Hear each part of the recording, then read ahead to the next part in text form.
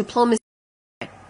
I will take a few questions after a couple of very brief points to share with you today. Just make sure you put your questions in the name of this chat with your outlet and your name. It is Thursday, November 13th, and today marks day 769 since Hamas started a war, murdering our people and taking them hostage. Today marks exactly 1 month since our 20 living hostages returned home for a second chance at life when they were freed from the chains, horrifying abuse, and starvation and Islamic rule, a terror rule that they were kidnapped into. Our 20 living hostages are not only rehabilitating, but they're living life again, eating food they have dreamed of, spending time with the people they have missed the most, and recovering from the enormous trauma they endured for 2 years. It also marks exactly 1 month since Hamas first violated the ceasefire deal. As they did not return all 28 of our deceased hostages, they were held in captivity. Let's not forget the terror group had 72 hours to search for the remains of our deceased hostage 1 month ago, and 1 month later today, the remains of 4 of our hostages are still being held by terrorists inside of the Gaza Strip. We are demanding for them to be returned home immediately. Their names are Meni Goddard, Ran Gvili, Dror Or, and Thai national Sutiask Rintalak. Remember their names, know their stories, and include them in your news stories. The Prime Minister reminds everyone at all times in the Knesset, at the United Nations, in Congress, and in the White House, in media interviews, and during his meetings in his office, that our hostages are still there in Gaza, and we will not stop until each and every one of them is brought home. There are media reports claiming right now that Hamas and Islamic Jihad are preparing to return the body of one of our 4 hostages later this evening. I can share with you that Israel has not received any official notification of this yet, but we are prepared 24/7 to receive the remains of our hostages. We will know only it is one of our hostages' remains once it is transferred to the Forensic Institute and is confirmed with proper identification. Israel is continuing to enforce the ceasefire agreement against Hamas terrorists every single day. On Wednesday, a terrorist was identified crossing the yellow line near Khan Yunis and approaching our IDF forces. Following the identification, our IDF soldiers eliminated the terrorist as it posed an immediate threat to our soldiers.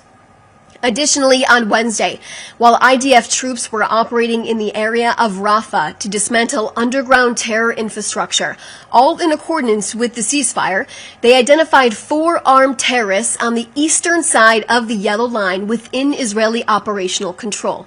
Our forces acted and struck and eliminated 3 of the armed terrorists. Prime Minister Netanyahu has made it abundantly clear Israel will work to defend all of its borders and will do so independently to protect our nation from any threat. Prime Minister Netanyahu will make independent decisions for this country for all of its citizens. And Kogat announced today that about 250 Gazans in need of medical treatment and their caregivers and Gazans with dual citizenship exited Gaza on Wednesday through the Kerem Shalom crossing to the Allenby Bridge crossing and the Ramon Airport. Also, the Zikim crossing is now open for the entry of humanitarian aid trucks into the Gaza Strip. And the aid will be transferred by the United Nations and international organizations following thorough security inspections by the Land Crossings Authority of the Ministry of Defense. Hundreds of trucks carrying food, water, fuel, gas, medicines, medical equipment, tents, and shelter supplies continues to enter the Gaza Strip every single day in coordination with the UN, international organizations, donor countries, and the private sector. I'll now take a few questions.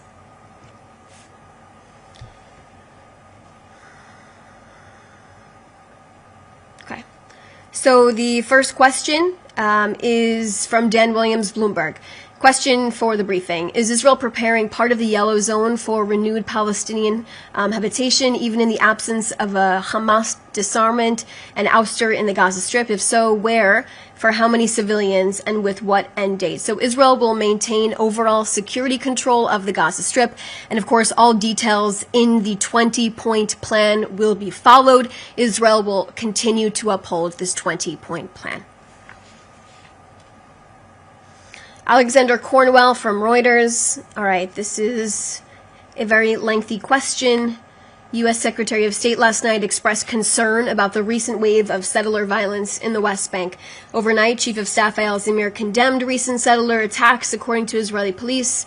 3 of the 4 individuals were arrested on Tuesday. Does the government unequivocally condemn acts of violence committed by Israeli citizens against Palestinians in the West Bank? So let me tell you this on Judea and Samaria. Any incidents of lawlessness are dealt with to the full extent of the law. The IDF operates under strict ethical guidelines and international law in Judea and Samaria. Commander of the Central Command made it clear that the IDF does not accept any situation in which lawbreakers harm property and civilians. Jewish communities are under attack, and they are oftentimes conveniently overlooked in the media.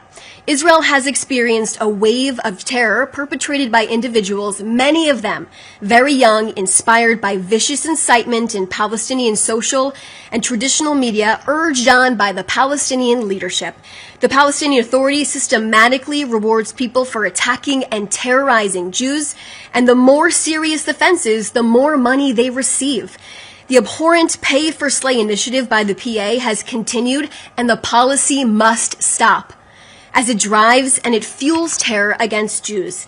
Now, as part of the ceasefire, Israel released 250 Palestinian terrorists serving life sentences. The PA paid these same terrorists, many of them from Hamas, and they have made a collective of $70 million. 9 major attacks took place in September, 8 in the West Bank, Judea and Samaria region, and 1 side, Israel. The security services were able to foil 105 major terror attacks. 9 people were killed and 24 injured in the September terror attacks. I'd also like to point to you more information on the ground. When it comes to terrorism from Judea and Samaria, I can tell you that Israel's policy is that there will be no safe haven for terrorists in Judea and Samaria. The IDF and our security services continue to operate vigorously to foil terror attack activity in the region, and we will reach anyone who harms the state of Israel and its citizens and our soldiers. The terrorism against Israeli citizens is the result of ongoing incitement directed by Iran and Hamas, encouraging attacks against civilians and their murder and attempting to ignite additional arenas. Let's also bring everyone up to speed about the events of today that came out. Let's talk about the reality. Shin Bet and IDF announced today with the Israeli police that they dismantled a Hamas terrorist stronghold where terrorists operated in the Bethlehem area, planning to carry out shooting attacks against security forces and Israeli civilians. More than 50 terrorists were apprehended in 15 different operations that took place. One of the terrorist cells was in advanced stages of operational readiness, preparing to carry out attacks within the immediate time frame. Now, thwarting this type of terrorism prevented significant terror attacks from happening, which could have had a devastating toll on our soldiers and our citizens.